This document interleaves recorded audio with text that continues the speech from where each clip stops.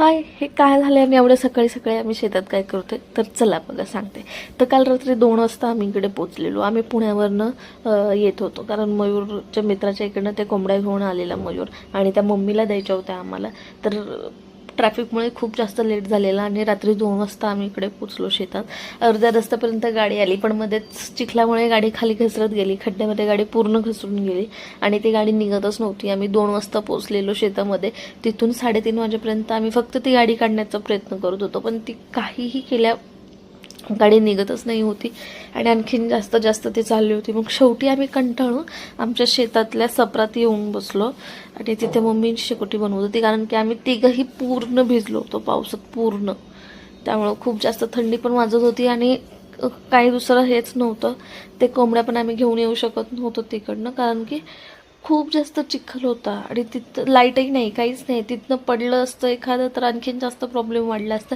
त्यामुळे आम्ही इकडे येऊन आपलं गप्प बसलो. आता आम्हाला सकाळ होईपर्यंत वाट बघायची होती, कारण की 6-6:30 नंतरनंच काहीतरी मदत आम्हाला मिळू शकत होती. आमच्या शेताच्या इकडे समोर वस्ती आहे, तिथं लोक राहतात, पण एवढ्या रात्री ते येऊ शकत नव्हते आणि म्हणून आम्हाला सकाळ होण्याची वाट बघायची होती. तर सकाळी त्यांच्याकडे गेली मम्मी, पण झालं असं की त्यांना पण त्यांचे ते गुरांच्या धारा वगैरे काढायचे होते, तर ते झाल्याशिवाय पण ते येऊ शकत नव्हते. म्हणून आम्हाला तिथे खूप जास्त वेळ, म्हणजे 8-8:30 वाजेपर्यंत आम्ही तिथेच बसूनच होतो, तसे काहीच नाही करू शकत होतो.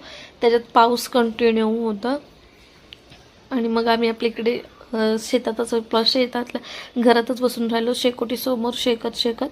मग मयूर थोडा वेळ झोपून गेला इथे, कारण की तो सकाळपासून गाडीवरच होता आणि दमलेला होता. मग थोडा वेळ त्याने रेस्ट घेतली आणि इकडे तुम्ही बघू शकता पुढं काहीच नाही दिसत आहे, पूर्ण अंधार. मग आम्ही आपले असेच बसून राहिलो. मम्मीचे पण पूर्ण कपडे ओले झालेले, मम्मी ते सुकवत बसली होती.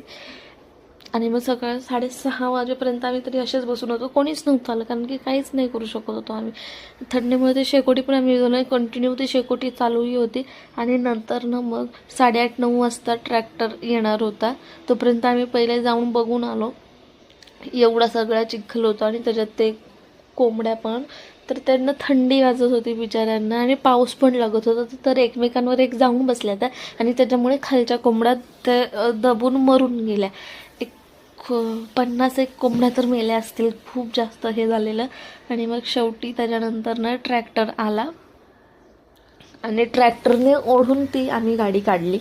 गाडी काढल्यानंतर परत ती ट्रॅक्टरनेच आम्ही घेऊन आलो आमच्या सपराच्या इथपर्यंत. आणि मग नंतर सगळ्या ह्या कोंबड्या ज्या आहेत त्या आम्ही काढून घेतल्या खाली, सपरामध्ये त्यांना ठेवून दिलं. ज्या मेलेल्या होत्या